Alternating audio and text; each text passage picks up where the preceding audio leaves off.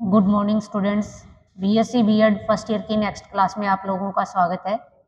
अपने पढ़ रहे थे बर्नौली थ्योरम और उसके बाद शुरू किया था। बर्नौली थ्योरम अपने ने कंप्लीट कर ली। उसके बाद अपने ने इसके अनुप्रयोग शुरू किए थे और अनुप्रयोग के अंदर अपने ने एक पढ़ा था वेंटुरी प्रवाह मापी, जो ये तो कंप्लीट हो गया। जिससे अपने क्या निकालते हैं, यानी कोई अगर तरल या द्रव प्रवाहित हो रहा है तो जो प्रति सेकंड प्रवाहित होने वाले द्रव की मात्रा कह दो या उसका द्रव का फ्लक्स कह सकते हैं अपने। नेक्स्ट अपने निकालेंगे या पढ़ेंगे पीटो नली, यानी दूसरा जो अनुप्रयोग है वो क्या है, पीटो नली।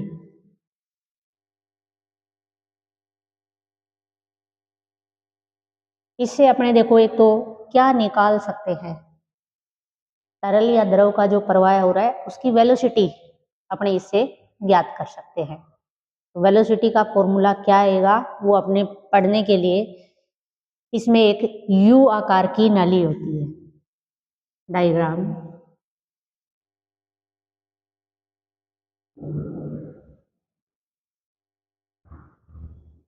यू आकार की नली।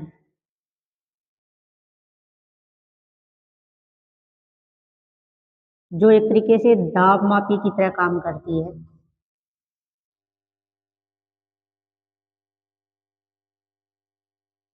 इसके ऊपर से होकर के तरल या द्रव का प्रवाह हो रहा है।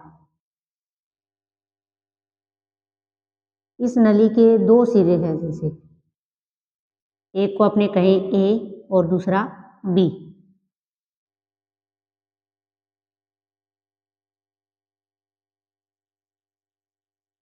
ए और दूसरा क्या है,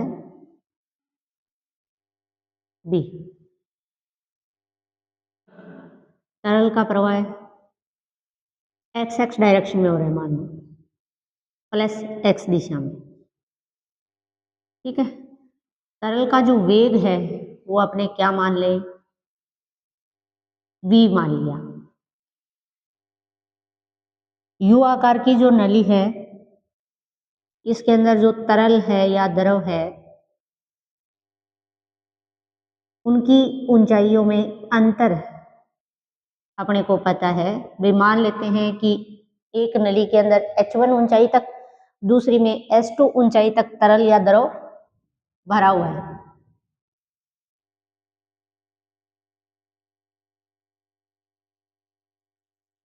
दोनों की ऊंचाइयों में जो अंतर है वो बराबर किसके है, h के बराबर। ये नली है, यहाँ पर तरल के ऊपर द्रव पर जो दाब लग रहा है वो कितना, P1। बी सिरे पर तरल या द्रव का दाब जो है वो कितना है, P2, ठीक है।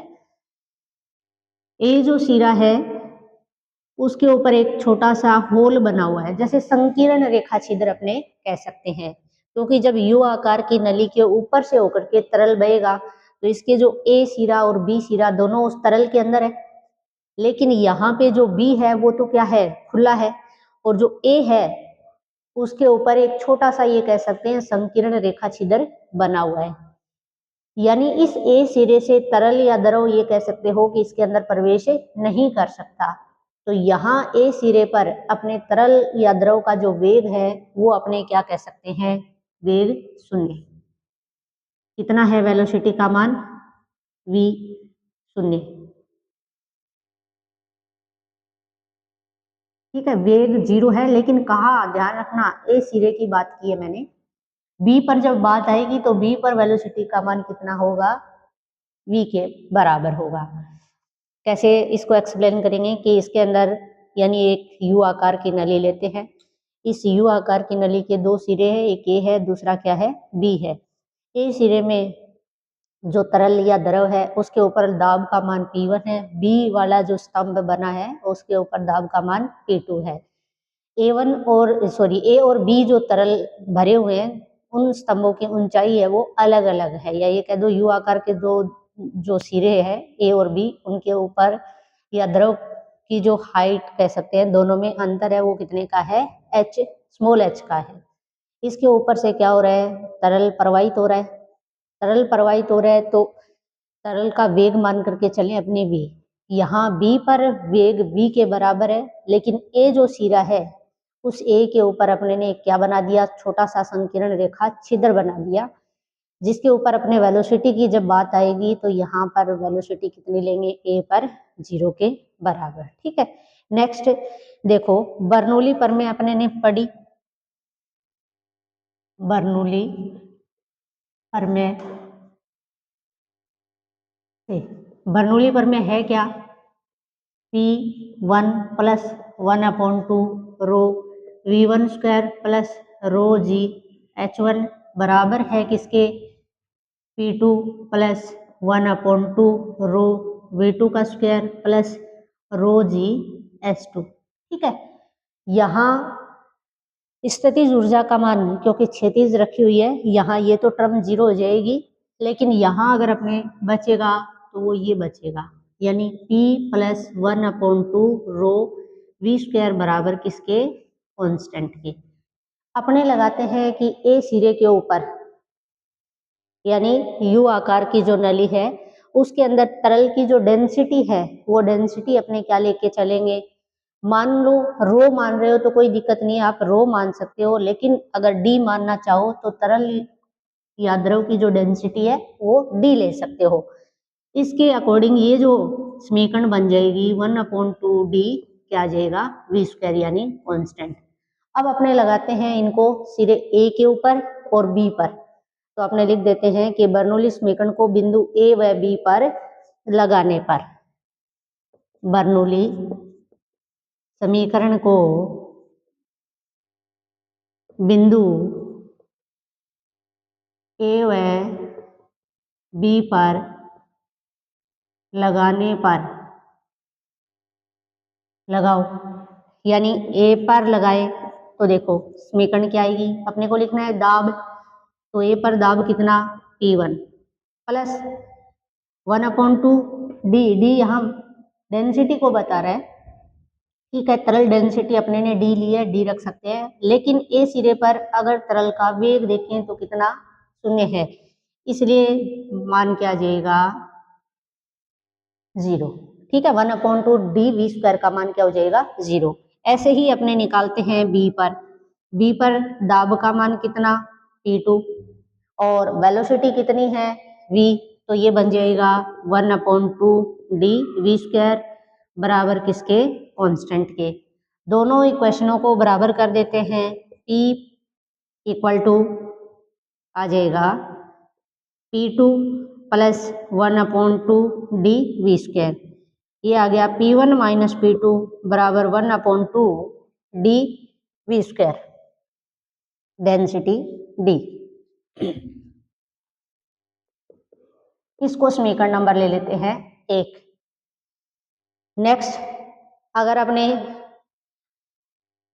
द्रव के जो स्तंभ या ये कह दो ए और बी सिरा है उनके अंदर जो द्रव है उनकी ऊंचाइयों में अंतर अगर स्मॉल h है तो अपने क्या लिखेंगे, और दाब का मान P1 और P2 है तो दाबांतर ए व बी सिरे पर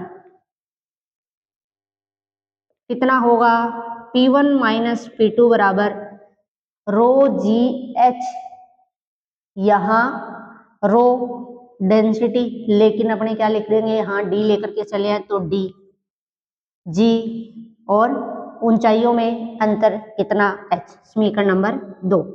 समीकरण नंबर 1 और समीकरण नंबर जो 2 से अगर अपने देखें तो दोनों ही दाबांतर के मान है, तो अपने एक साइड बराबर है तो दूसरी साइड भी क्या होगी, बराबर होगी, तो लिखते हैं समीकरण नंबर 1 व इसे 2 से, समीकरण 1 व 2 से अगर अपने लिखेंगे तो आ जाएगा 1/2 डी वी स्क्वायर बराबर आएगा डी जी और एच, डी से डी कट जाएगा, वी स्क्वायर बराबर आ गया 2 जी एच, या वी बराबर आ गया 2 जी एच का अंडर रूट।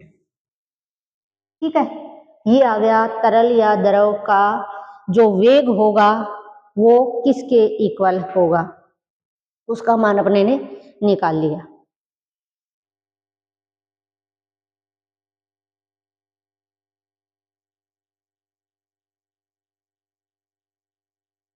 एक मिनट भाई, यहाँ पे आपने ने जो द्रव की जो डेंसिटी ली है वो थोड़ा सा ध्यान देना।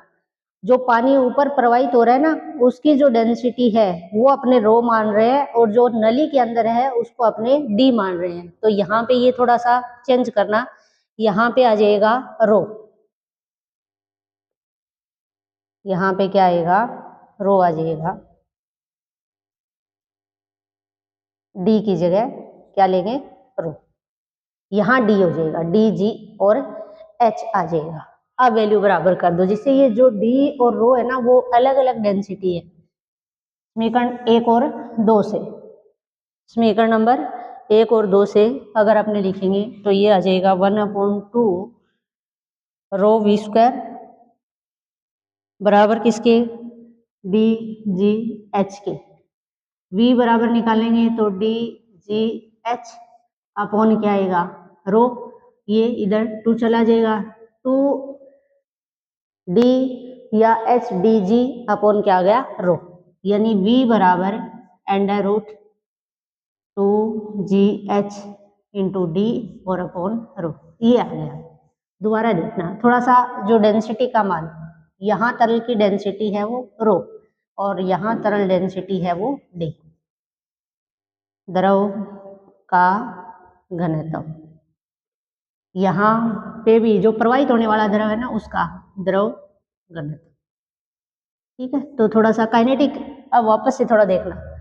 ठीक है, बर्नौली थ्योरम अपने जानते हैं, अगर H1 H2 बराबर है तो ये कट जाएगा, P + 1/2 रो वी स्क्वायर आ जाएगा। अपने बर्नौली थ्योरम लगा रहे हैं किसके ऊपर, ए सिरे और बी सिरे पर। ए पर दाब P1 है, वेलोसिटी 1 0 है, इसलिए ये 0 हो गया। बी पर अगर देखें तो P2 + 1/2 रो वी स्क्वायर। ठीक है, डेंसिटी ध्यान करना वापस से, रो है, रो रखना है अपने को, रो वी स्क्वायर बराबर कॉन्स्टेंट, दोनों को बराबर कर देते हैं। P1 बराबर आ गया P2 + 1/2 रो वी स्क्वायर, इधर लेके आएंगे तो P1 - P2 बराबर आ गया 1/2 रो वी स्क्वायर। ठीक है, एक तो अपने ने निकाल लिया इस डायग्राम के अकॉर्डिंग। दूसरा, अगर ऊंचाइयों में अंतर किसके बराबर हो, h के बराबर हो, तो अपने ए और बी सिरे पर दाबांतर का मान है वो लिखा जाएगा P1 - P2 बराबर, यानी डी जी एच। डी यहाँ क्या है, नली के अंदर जो द्रव है उस द्रव की डेंसिटी है डी, और जी गुरुत्वीय त्वरण है, और एच ऊंचाइयों में अंतर है। अब बराबर कर देते हैं, बराबर रख दिया 1/2 rho V square D G H. V निकालना है, यहाँ से वज्र गुणा करवा दो 2 का, तो 2 D H G upon rho, यानी ये अपने पास फॉर्मूला आ गया। तो ये फॉर्मूला आप लोगों को ध्यान होना चाहिए। नेक्स्ट आपने इससे रिलेटेड 1-2 एग्जाम्पल करते हैं। क्वेश्चन क्या है, दो एप्लीकेशंस अपने ने पढ़ लिए इसके, या अनुप्रयोग अपने ने पढ़ लिए इसके बर्नौली थ्योरम के। कल पढ़ा था वेंटुरी प्रवाह मापी, और आज हमने ने पढ़ा है पीटो नली। पीटो नली डायग्राम कैसे बनाओगे, किस प्रकार से ये फॉर्मूला अपने वी का निकालेंगे, वो थोड़ा पढ़ लेना, अभी वापस इसको एक बार रिवाइज कर लेना। एक क्वेश्चन है जिसको मैं नोट कर देती हूँ। ये कह रहा है कि एक बंद नल में, क्वेश्चन दिया है, एक बंद नल में, एक बंद नल में लगे दाबमापी का,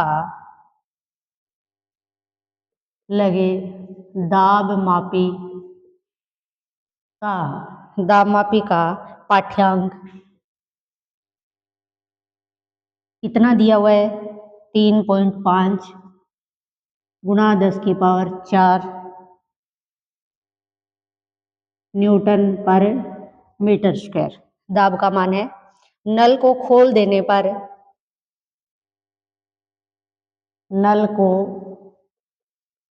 खोल देने पर, नल को खोल देने पर दाबमापी का पाठ्यांक है,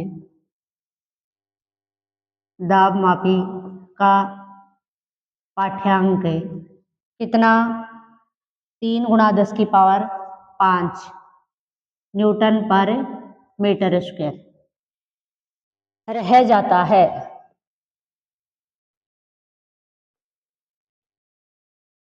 क्या पूछा गया है, नल में प्रवाहित जल के वेग की गणना कीजिए। नल में प्रवाहित जल के वेग की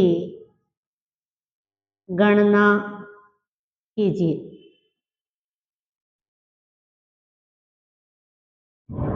सॉल्यूशन देखो, बर्नौली प्रमेय से हो जाएगा, यानी अपने को दाब मापी का पाठ्यांक दे रखा है, पहले दाब कहने का मतलब P1 दे रखा है, दूसरा खोलने के बाद दाब मापी का पाठ्यांक यानी कि दूसरा दाब भी दे रखा है। पूछा क्या गया है कि जल में प्रवाहित, ये नल में प्रवाहित होने वाले जल के वेग की गणना अपने को करनी है। तो वेग कैसे निकालेंगे? बर्नौली प्रमेय से, बर्नौली प्रमेय से। बर्नौली प्रमेय लिखो, P1 प्लस 1/2 रो V1 स्क्वायर बराबर P2 प्लस 1/2 रो V2 का स्क्वायर। अपने को P2 निकालना है, P2 निकालना है तो बाकी सारी टर्म अपने इधर ले जाए, तो क्या बन जाएगा? P1 प्लस 1/2 रो V1 का स्क्वायर, इसको इधर ले आएंगे कहने का मतलब माइनस 1/2 रो V2 का स्क्वायर। P1 प्लस यहाँ से कुछ कॉमन आ रहा है क्या? 1/2 रो V2 का स्क्वायर माइनस V1 का स्क्वायर बच जाएगा 1/2 V1 का स्क्वायर माइनस V2 का स्क्वायर इंटू क्या आ गया? रो आ गया। ठीक है, अब अपने जो जो चीज अपने को दे रखी है वो अपने लिख लेते हैं। क्या दिया हुआ है क्वेश्चन के अंदर? क्वेश्चन के अंदर दिया हुआ है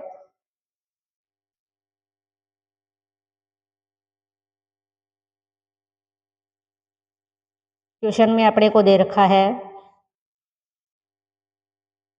देखो एक चीज इसने वैसे दी नहीं है लेकिन बोला है कि एक बंद नल में, लिखा है ना बंद है, इसका मतलब पानी का वेग स्टार्टिंग में कितना है? 0। इसलिए यहाँ ध्यान रखना है कि विप्रश्नानुसार क्या दिया हुआ है कि V1 इक्वल टू 0। ठीक है, दूसरा अपने को P1 और P2 के मान दे रखे हैं। रो कितना रखेंगे? जल है 10 की पावर 3, क्या आ जाएगा? 10 की पावर 3 किलोग्राम पर मीटर क्यूब। ठीक है, V1 आ गया।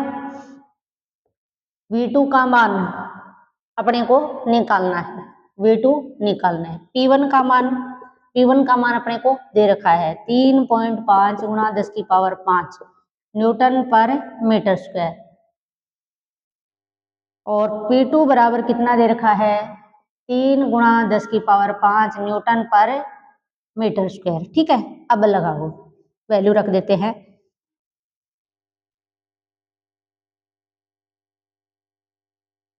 जो जो अपने को मान दे रखा है वो मान अपने रख देते हैं।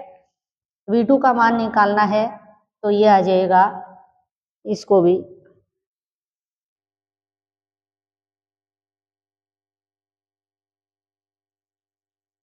P1 माइनस P2 प्लस 1/2 रो V1 का स्क्वायर बराबर 1/2 रो V2 का स्क्वायर।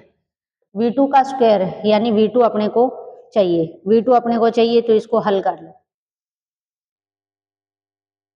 V2 स्क्वायर बराबर लिख लेते हैं, मल्टीप्लाई में पूरे के 2 आएगा, वज्र गुणा करवाएंगे तो अपॉन क्या आएगा? रो आएगा।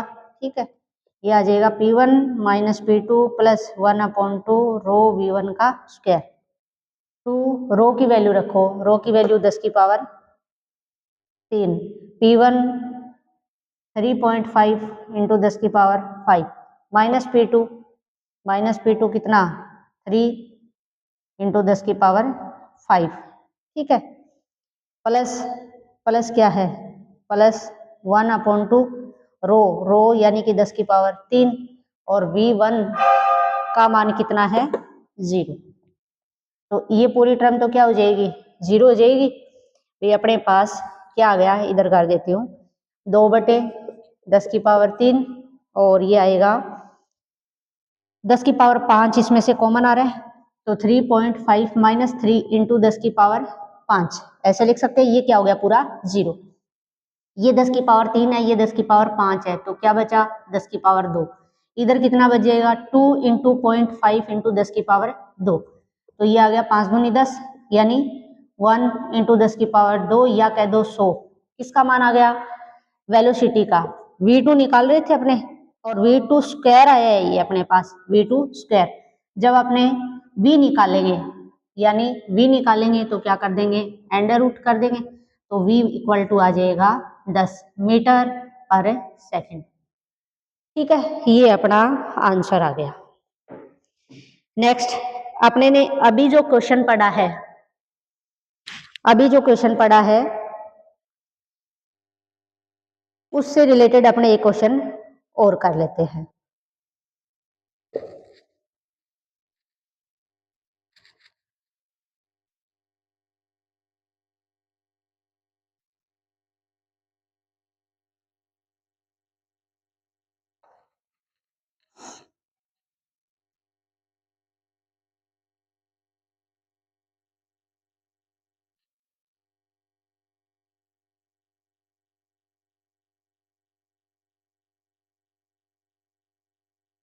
क्वेश्चन में क्या दिया है कि एक बेलनाकार टंकी का व्यास 1 मीटर है। क्या दिया है, एक बेलनाकार जो टंकी है उसका अपने को दे रखा है व्यास। क्वेश्चन सीधा लिख देते हैं, व्यास दिया गया है कितना 1 मीटर। ठीक है, और ऊंचाई दे रखी है और कैसी है वो भी लिख देती हूँ, बेलनाकार टंकी, इसका व्यास। ऊंचाई कितनी, ऊंचाई है 1 मीटर, व्यास भी 1 मीटर है और ऊंचाई भी 1 मीटर है। ठीक है, यदि टंकी की तली से 20 सेंटीमीटर ऊंचाई पर 1 सेंटीमीटर व्यास का छिद्र हो जाता है, यानी ये क्वेश्चन है ना, देखो नेक्स्ट वाले टॉपिक से रिलेटेड है, इसलिए अपने इसको नहीं करके अपने कोई दूसरा क्वेश्चन ले लेते हैं। और दूसरा क्वेश्चन क्योंकि ये अपने बहिस्राव ये पढ़ा नहीं है, ये फॉर्मूला फिर बताना पड़ेगा, फिर हमने इसको बाद में करेंगे जब अपने टॉपिक पढ़ लेंगे। ये कह रहे हैं कि दो बिंदु है, कोई एक क्षैतिज नली है और उसके दो बिंदु यानी एक ए और दूसरा क्या है बी। ठीक है, ए के लिए जो दिया है, बी के लिए जो दिया है वो अपने लिख देंगे ए और बी, यानी इनके जो अनुप्रस्थ काट है वो अलग अलग है, दोनों के क्षेत्रफल अलग अलग। ठीक है, ये क्षेत्रफल दोनों के अलग अलग है। और क्या दे रखा है, ए तथा बी पर 2 मैनोमीटर भुजाएं लगी है। ठीक है, कोई दिक्कत नहीं। जब ये कह रहे हैं कि 0.8 गुणा 10 की पावर 3 किलोग्राम पर घन मीटर घनत्व का द्रव नली में होकर बहता है, यानी आपको क्या दे रखी है डेंसिटी दे रखी है, यानी डेंसिटी का जो मान है वो कितना है रो दे रखा है 0.8 इंटू 10 की पावर 3 किलोग्राम पर मीटर क्यूब। ठीक है, मैनोमीटर की भुजाओं के बीच दाबांतर दे रखा है, यानी P1 माइनस P2 दाबांतर का मान दिया है कितना 8 सेंटीमीटर 8 सेंटीमीटर है। नली में बहने वाले द्रव के प्रवाह की दर की गणना कीजिए। आपको क्या निकालना है, दर निकालनी है, द्रव के प्रवाह की दर ये आपको निकालनी है। ठीक है, आपको कहने का मतलब कैपिटल V निकालना है, और V के लिए आपने फॉर्मूला पढ़ा होगा